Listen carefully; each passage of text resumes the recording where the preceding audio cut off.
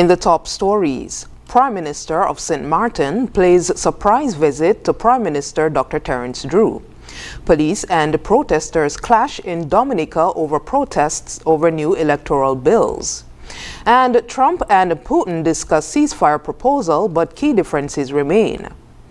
Hello and welcome to the ZIZ Midday Newscast. Today is Thursday, March 20th, 2025. I'm your presenter, Shanique Harvey. Nationally, Prime Minister Honorable Dr. Terence Drew received an unexpected yet warm welcome from the Honorable Prime Minister Dr. Luc Marcelina of St. Maarten, who surprised him by dropping in unannounced during his meeting with the St. Kitts and Nevis diaspora. Prime Minister Marcelina emphasized Caribbean unity, stating, quote, "The only way for us to become big in this world is for Caribbean countries to unite. We have shared problems that we can solve if we share our solutions with each other," end quote. He also highlighted the strength and resilience of Caribbean people, noting that despite being only 0.54% of the world's population, the region has produced outstanding global icons in sports, music, and leadership. Prime Minister Drew in St. Maarten for the 76th OECS Authority meeting expressed gratitude for the warm welcome, reinforcing that regional cooperation is key to advancing shared Caribbean interests. On March 8th, St. Kitts and Nevis marked World Recycling Day with a message from Honorable Dr. Joel Clark, Minister of Sustainable Development, Environment and Climate Action. Dr. Clark, in an address, urged citizens to unite in the fight against plastic pollution and to embrace sustainable practices that can protect the environment for future generations. We want to take this opportunity to tell everyone here in St. Kitts and Nevis that we must move towards recycling. And we've started with our plastic recycling program here in St. Kitts and on Nevis, and we want to continue. Waste matters, and the only way to deal with waste is to recycle, reuse, and reduce. And these are key parts of our Sustainable Island State agenda, where we are pushing for the circular economy. It not only protects our environment, deals with waste, but also helps with economic diversification, providing opportunities through proper waste management, circularity, and upcycling. In her speech, Dr. Clark emphasized the importance of collaboration in tackling the global challenge of plastic waste. She extended special thanks to the Taiwan Technical Mission through their ICDF program for their continued support in advancing the nation's environmental goals. I remind us all here in St. Kitts and in Nevis to be very conscious about how we use our waste and also to recycle at every opportunity you get. We want to use this opportunity to thank our long-standing partners, the Republic of China on Taiwan, through its work in the Taiwan ICDF program on this special project, the St. Kitts and Nevis Solid Waste Management and Recycling Project. World Recycling Day 2025 was guided by the theme Recycling Heroes, celebrating those who are driving the charge for a cleaner, greener world. The Clarence Fitzroy Brand College, or CFBC Bulls Volleyball Club, received a generous donation of 4 volleyballs from Coach Rick Swan following their debut tournament against the Ross University School of Veterinary Medicine, or RUSVM volleyball team.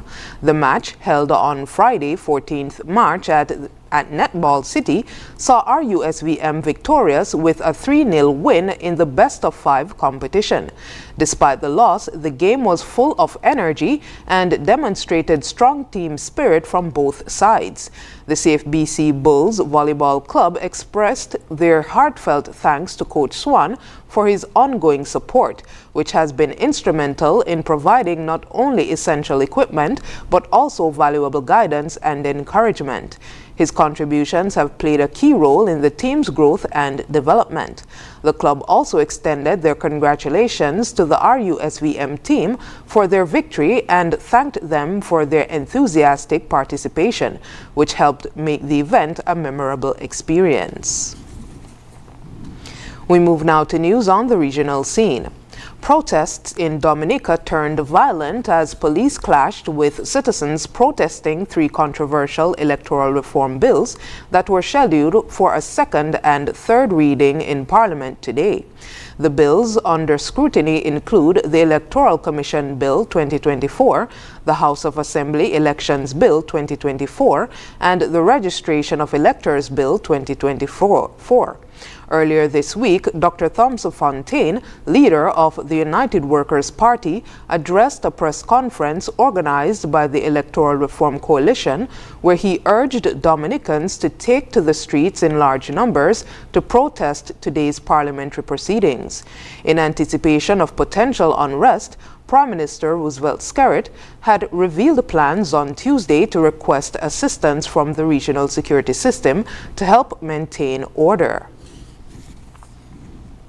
Haiti's humanitarian crisis has reached new extremes as surging gang violence in the capital, Port-au-Prince, has forced more than 60,000 people to flee their homes in just 1 month, according to the International Organization for Migration, or IOM.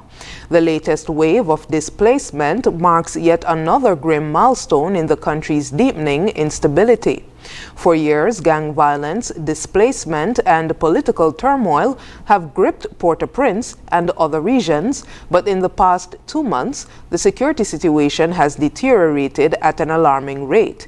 Armed groups have intensified their attacks on civilians, encroaching on previously gang-free areas and triggering mass evacuations. The capital remains under siege, with Port-au-Prince airport still closed. Internationally, former U.S. President Donald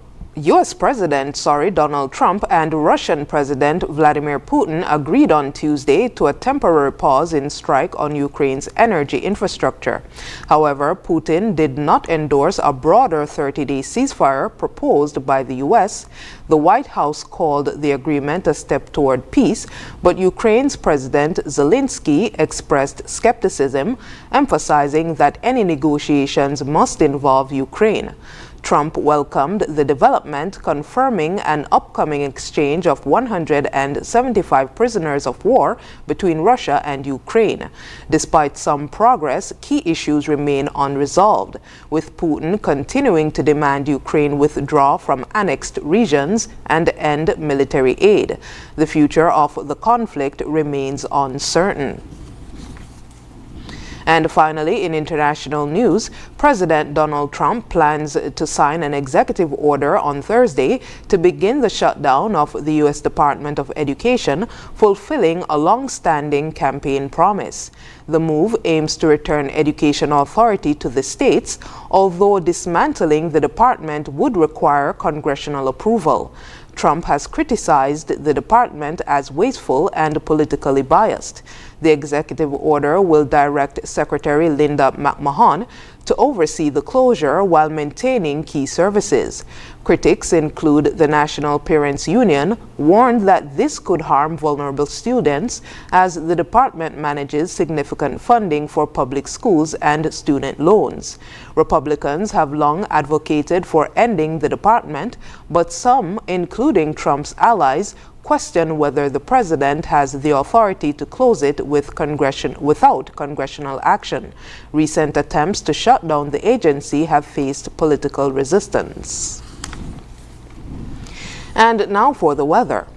Present weather is fair skies. Winds are southeast at 4 to 12 miles per hour and becoming lighter and variable at times.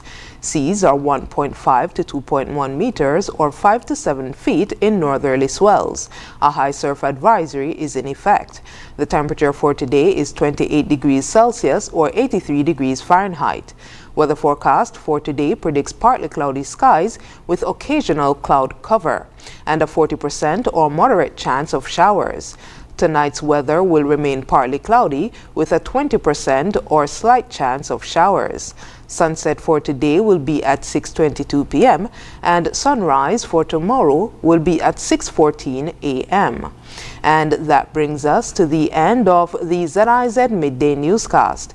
Join us this evening for these stories and more in detail. Thank you for tuning in. I'm your presenter, Shanique Harvey.